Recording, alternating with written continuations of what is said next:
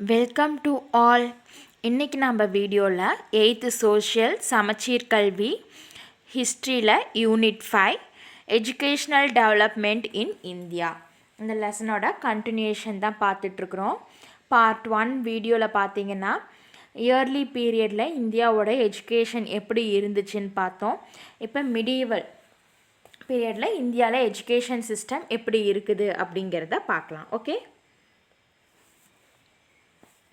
medieval period witnessed a radical transformation with introduction of Muslim education in the Indian subcontinent. The country was invaded by various foreign rulers and several traders from different parts of the world.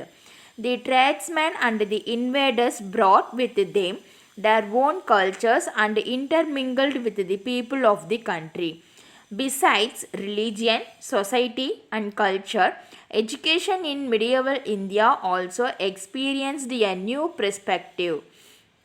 The aim of education during Muslim period, that is medieval, was the illumination and extension of knowledge. In the 11th century, the Muslim rulers established elementary and secondary schools.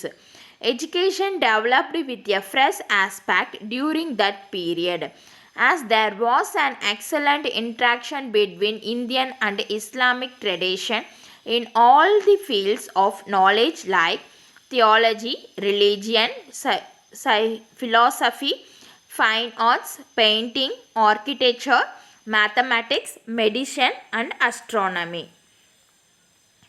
So medieval period வந்து Muslim education வந்து இந்தியாவில் கொண்டு வந்த ஒரு மாற்றத்தை கொண்டு வந்த காலம்னு சொல்லலாம்.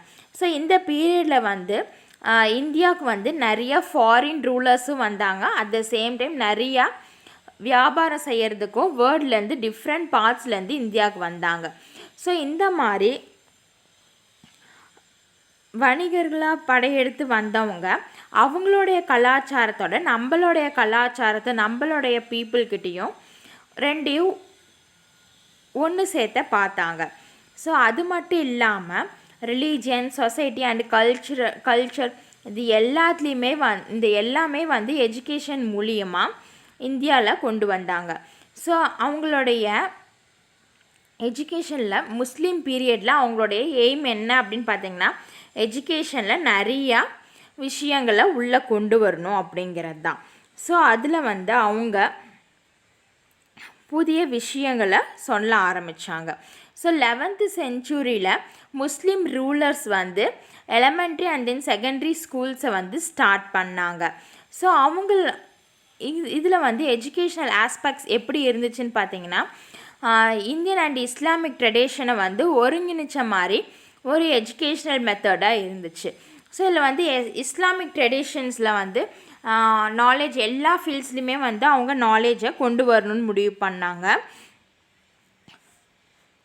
ஸோ அதுபடி பார்த்திங்கன்னா அவங்கள கொண்டு வந்த education system theology, religion, philosophy, fine arts, painting, architecture, mathematics, medicine, astronomy, so இது எல்லாத்துலேயுமே வந்து ஒரு புதிய கோணத்தில் வந்து என்ஹான்ஸ் பண்ணி காட்டினாங்க. அண்ட் தென் அதில் வந்து ஒரு இஸ்லாமிக் ட்ரெடிஷனும் அதுக்குள்ளே இருந்துச்சு. However, before the arrival of the Muslims in India, a developed system of education was already in place. Muslim rulers promoted urban education by bestowing libraries and literary societies. They founded primary schools, maktabs, in which students learnt reading, writing and basic Islamic prayers. And secondary schools, madras, were established to teach advanced language skills. Several madras were set up by the sultans and nobles. The main objective of these madras was to train and educate the scholars who would become eligible for the civil service. Iltutmish was the first ruler to establish a madras at Delhi during his rule. Gradually, many madras came into existence. So, Muslims வர்றதுக்கு முன்னாடியே வந்து இந்தியாவில் ஒரு developed education system தான் வந்து நம்ம follow பண்ணிகிட்டு இருந்தோம். ஸோ முஸ்லீம் ரூலர்ஸ் வந்து அதைவே இன்னும் கொஞ்சம் பெருசு பண்ணாங்க. ஸோ எப்படின்னு பார்த்தீங்கன்னா அர்பன் ஏரியாஸில் வந்து லைப்ரரிஸை வந்து ஃபார்ம் பண்ணாங்க. ஸோ அந்த லைப்ரரிஸில் பார்த்தீங்கன்னா நிறைய புக்ஸு இலக்கிய சார்ந்த புக்ஸும் அண்ட் தென் இலக்கிய சங்கங்களையும் நூலகங்களையும். ஸோ பெஸ்ட் ஹேவிங் லைப்ரரிஸ் அப்படின்னாக்கா இலக்கிய சங்கங்கள் அண்ட் தென் லிட்ரரி சொசைட்டிஸ் நூலகங்கள் எல்லாமே வந்து வச்சுருந்தாங்க. So and then primary schools வந்து மேக்டப்ஸ் அப்படிங்கிற ப்ரைமரி ஸ்கூல்ஸ் வந்து ஸ்டார்ட் பண்ணாங்க. ஸோ அதில் வந்து என்ன பண்ணாங்கன்னா அவங்களுக்கு எழுத படிக்க சொல்லி கொடுத்தாங்க. அட் த சேம் டைம் இஸ்லாமிக்கோட பேசிக் ப்ரேயர்ஸும் சொல்லி கொடுத்தாங்க. அண்ட் தென் செகண்டரி ஸ்கூல்ஸ் வந்து ஸ்டார்ட் பண்ணாங்க. இது வந்து டீச்சிங்கோட ஒரு அட்வான்ஸு லாங்குவேஜ் ஸ்கில்ஸை வந்து டெவலப் பண்ணுறதுக்காக இந்த செகண்டரி ஸ்கூல் மெட்ராஸ் அப்படிங்கிறத ஸ்டார்ட் பண்ணாங்க. ஸோ நிறைய சுல்தான் பீரியட்லேயும் அந்த நொபல்ஸ் பீரியட்லேயும் நிறைய மெட்ராஸ் வந்து ஸ்டார்ட் பண்ணாங்க. ஸோ இதனுடைய மெயின் அப்ஜெக்டிவ் என்னன்னு பார்த்தீங்கன்னா நல்லா ஸ்டூடெண்ட்ஸை வந்து நல்லா ட்ரெயின் பண்ணுறது அண்ட் தென் அவங்களுக்கு சிவில் சர்வீஸில் வந்து அவங்க ஒர்க் பண்ணுறதுக்கான நாலேஜை அவங்களுக்கு கொடுக்கறது. இதுதான் வந்து அதனுடைய மெயின் எய்மாக இருந்துச்சு. இஸ்லாமிஸ் அப்படின்றவங்க தான் வந்து ஃபஸ்ட்டு ரூலர். டெல்லியில் வந்து மദ്രാஸா அப்படின்ற ஒரு இதை வந்து ஃபஸ்ட்டு டெல்லியில் ஸ்டார்ட் பண்ணவங்க. ஸோ அதுக்கப்புறம் இந்தியா ஃபுல்லாக நிறைய மெட்ராஸ் வந்து ஸ்டார்ட் பண்ணாங்க. The system of education in medieval India was under the control of ulema. During those days, education was related to religious training. However, various subjects such as medicine, Arabic literature, grammar, and philosophy were also taught. History states the Arab and Central Asian people brought Muslim educational models to India in both the medieval and early modern periods. Women education in India was prevalent during the medieval period. So இந்த மிடியவல் பீரியடில் education system ஃபுல்லாக யாரோட கண்ட்ரோலில் இருந்துச்சுன்னு பார்த்தீங்கன்னா உலேமா அப்படின்றவங்க கண்ட்ரோலில் தான் இருந்துச்சு. ஸோ அந்த பீரியடில் எஜுகேஷன்லாம் வந்து ரிலீஜியஸ் மத சார்பான ட்ரைனிங் மூலியமாகவும் இருந்தது. மத சார்ந்த பயிற்சிகளோடவும் எஜுகேஷன் சிஸ்டம் வந்து இருந்தது.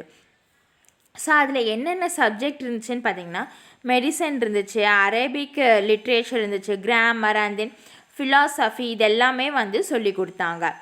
ஸோ ஹிஸ்ட்ரி வந்து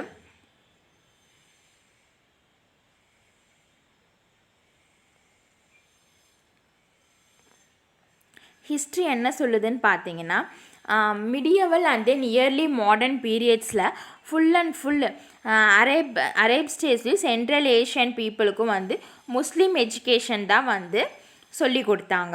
ஸோ இந்த பீரியடில் வந்து உமன் எஜுகேஷனும் கொஞ்சம் டெவலப் ஆணுச்சு. Raja Jai Singh of Jaipur encouraged learning of scientific subjects. Besides, many institutions were started by private individuals as well. Madrasa of Ghazuddin in Delhi and the Madrasa of Maulana Sadruddin at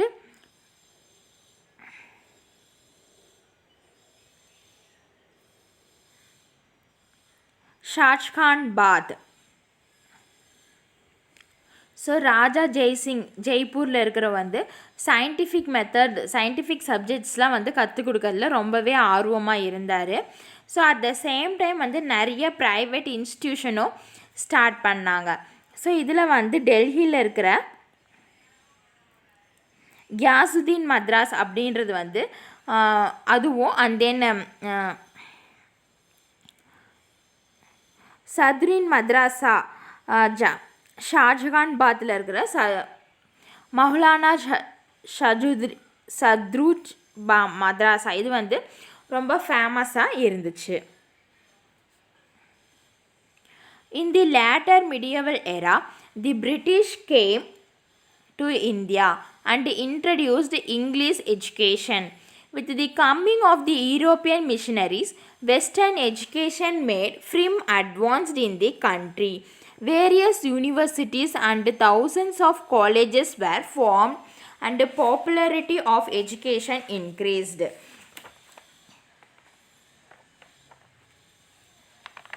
so medieval பீரியடோட கடைசியில் பார்த்தீங்க அப்படின்னா British வந்து இந்தியாவுக்கு வந்தாங்க. அவங்க வந்ததுக்கப்புறம் English education system வந்து இன்ட்ரடியூஸ் பண்ணாங்க. ஸோ யூரோப்பியன் மிஷினரிஸ் வந்ததுக்கப்புறம் வெஸ்டர்ன் எஜுகேஷன் வந்து ரொம்ப அட்வான்ஸ்டாக கண்ட்ரியில் ஸ்ப்ரெட் ஆச்சு. ஸோ அவங்க வந்து நிறைய யூனிவர்சிட்டியும் காலேஜஸும் ஃபார்ம் பண்ணாங்க. அண்ட் தென் எஜுகேஷனுக்கு முக்கியத்துவமும் கொடுத்தாங்க. And then do you know, the medieval period saw the founding of many religious mots and monsters which also took up the cause of education.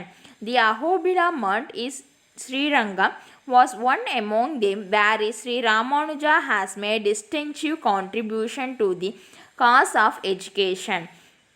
Besides Mont, Jain piles and Buddhist vihars played a vital role in educating people wherever they existed. They had large libraries of books in all branches of learning. So medieval பீரியடில் வந்து நிறைய சமய மாடங்களும் மாடாலயங்களும், so மூண்டா அப்படின்னாக்கா மாடங்கள், மோன்ட்ரஸ் அப்படின்னாக்கா மாடாலயங்கள், இதெல்லாமே வந்து start பண்ணாங்க. இது வந்து ஸ்ரீரங்கத்தில் இருக்கிற அஹோபிலா அப்படிங்கிற மாடாலயம் வந்து ரொம்ப ஸ்பெசிஃபிக்காக இருந்துச்சு. அதில் வந்து ராமானுஜர் வந்து எஜுகேஷனுக்கு ரொம்பவே முக்கியத்துவம் கொடுத்தாரு. ஸோ அது மட்டும் இல்லாமல் நிறைய ஜெயின் பில்ஸ், புத்திஸ்ட் விஹாரஸ் எல்லாமே வந்து எஜுகேஷனுக்காக ரொம்பவே ஒர்க் பண்ணாங்க. அண்ட் தென் நிறைய லைப்ரரிஸில் எல்லா பிரான்ச்சஸ் ஆஃப் புக்ஸும் இருந்துச்சு. தேங்க்யூ ஃபார் வாட்சிங் அண்ட் சப்ஸ்கிரைப் மை சேனல்.